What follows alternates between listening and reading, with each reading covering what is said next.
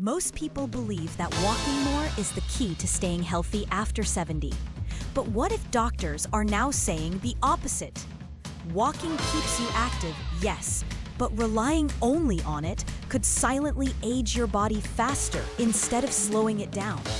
As we grow older, our bodies need more than just steps to stay strong, balanced, and pain-free. Focusing only on walking can lead to muscle loss, stiff joints, and even an increased risk of falling. That's why now urge seniors to walk less and focus on 5 key things that truly preserve mobility, energy, and independence well into your later years. In this video, we'll break down those 5 doctor-recommended priorities and why they matter more than most people realize. Stay with me until the end, because the last one is rarely talked about. Yet it plays a massive role in how long and how well you live. If you haven't subscribed yet, I recommend you subscribe and turn on the bell so you don't miss any videos. If you enjoy this video, please type 1 in the comments. If you don't like it, type 0 to let me know so I can keep improving for you. Now, let's get started. 1. Strength training to preserve muscle mass. Walking helps with movement, but after 70, that alone won't save your strength. Muscle declines as you age, and without resistance training, your body can grow weaker faster than you expect. After 70, the biggest threat to independence isn't illness, it's muscle loss. Simple tasks like carrying groceries, standing up, or opening jars can suddenly feel harder. Not because of age, but because the muscles just aren't being challenged. That's why doctors now say strength training should be a top priority. It rebuilds, improves balance, and protects you from falls. Even a few minutes of resistance work a day can make a world of difference. Robert, age 74, walked daily and assumed he was healthy until he noticed he struggled lifting a box and standing up from the couch. He felt it was just aging until his doctor explained it was muscle loss. He started using resistance bands, doing bodyweight squats, and following light dumbbell routines. Within weeks, he felt steadier, stronger, and more energized. You don't need a gym, you don't need heavy weights.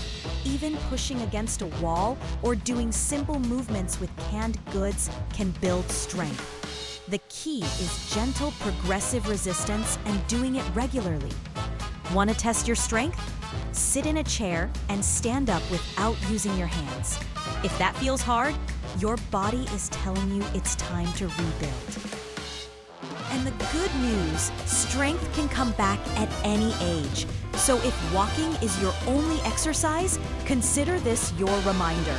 Muscle is the foundation of aging well, and now is the perfect time to start protecting it. If you are still watching and finding this helpful, please comment number 1 below to let me know you are here. Now let's move forward. 2. Balance and stability exercises to prevent falls. Walking keeps your legs moving, but it doesn't automatically improve balance. After 70, balance becomes one of the most critical skills you can't afford to ignore. Falls are the number 1 cause of serious injury in older adults.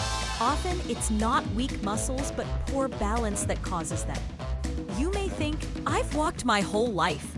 I'm fine. But balance doesn't stay strong by itself. It weakens slowly unless you train it.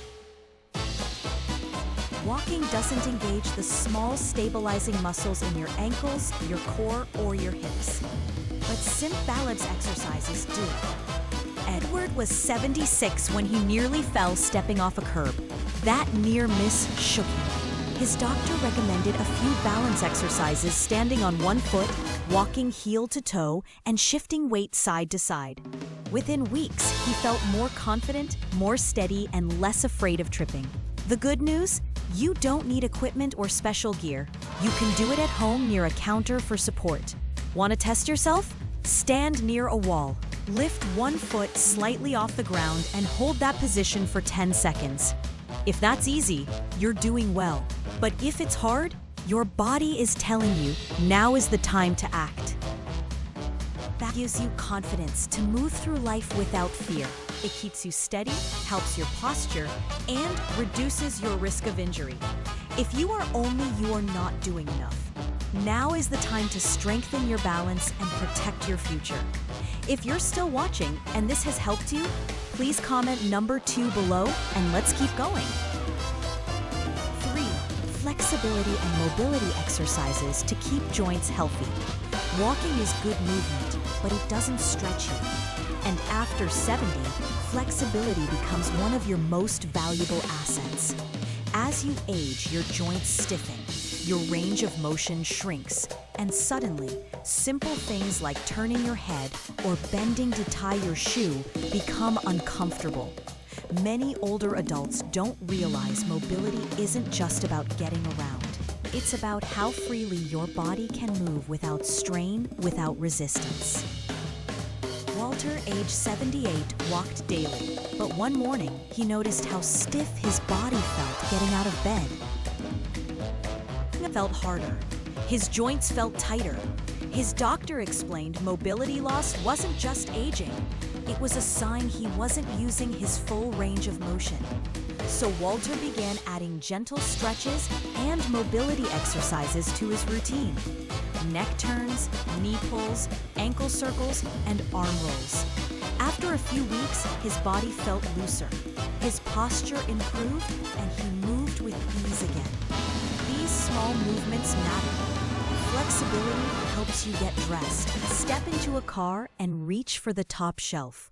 If you want to test yourself, stand up and turn your head slowly to the right, then to the left.